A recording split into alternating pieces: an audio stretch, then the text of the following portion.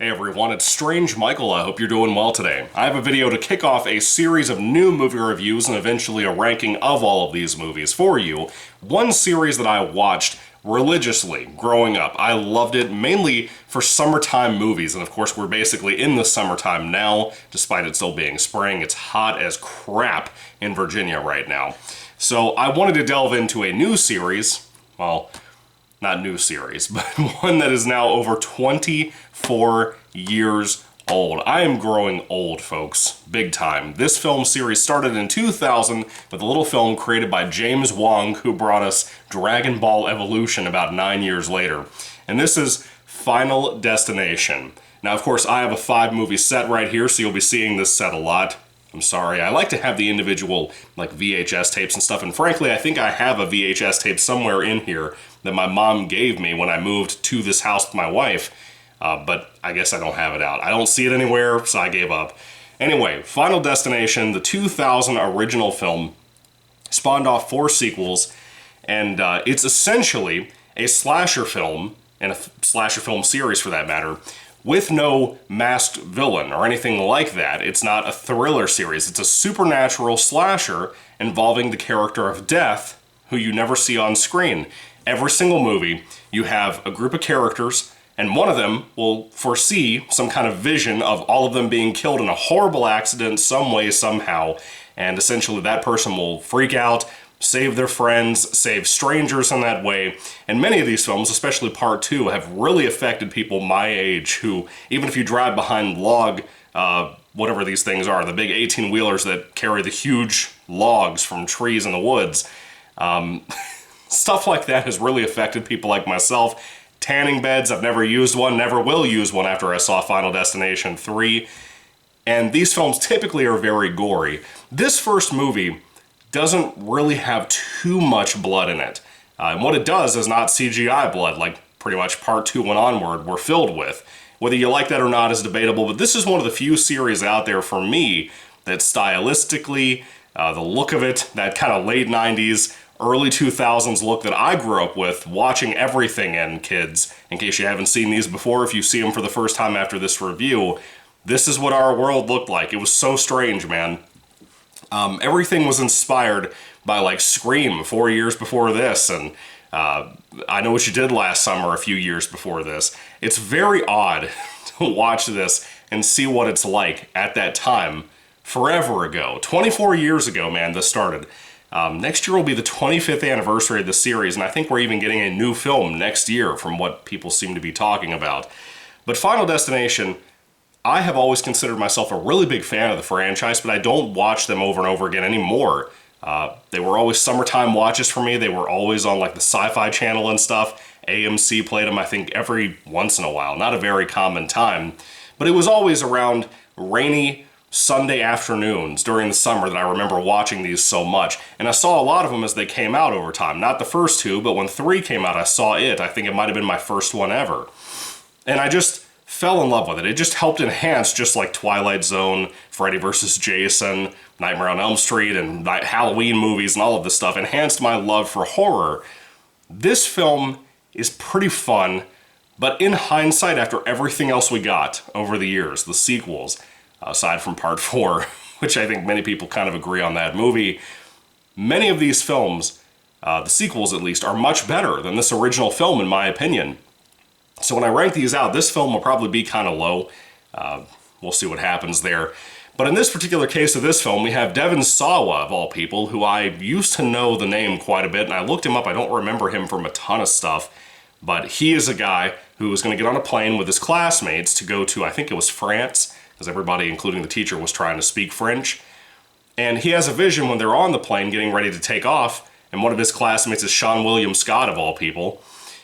He figures out, with his vision that he has, that they're all going to die in a plane crash. It's going to explode before they even get out of the field of the airport, basically. And he screams, he panics. This was the year before 9/11, folks. So him doing that was different for that time.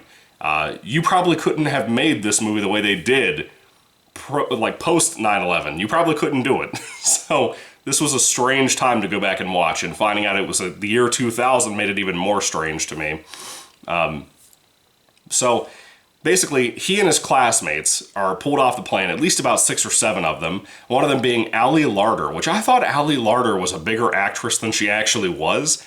I grew up seeing her in a lot of stuff, but nothing that I think you guys would know, so I'm not even going to bother bringing that up. But she's a decent actress. I thought she was kind of cool here. And Devon Sawa is okay as the leading man here. They're all supposed to be teen characters. They all look like they're 25, 30 years old, something like that. But, and Seann William Scott's one of the ones that gets saved as well.